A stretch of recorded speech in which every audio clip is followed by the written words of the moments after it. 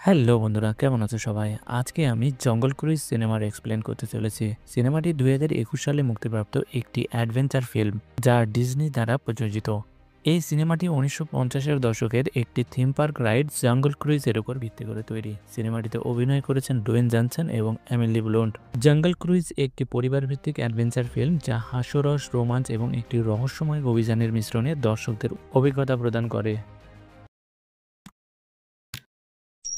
মারা যাওয়ার আগে তাদের সর্দার তাদেরকে অভিশাপ দেয় যে তারা যেন কখনোই এই জঙ্গল থেকে দূরে যেতে না পারে।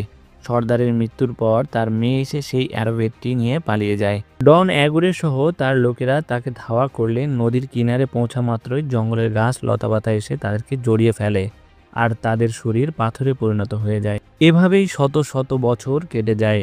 এরপরে সিন বর্তমানে চলে আসে, আর ডাক্তার লিলি এবং তার ছোট ভাই ম্যাকগ্রেগরকে দেখানো হয়।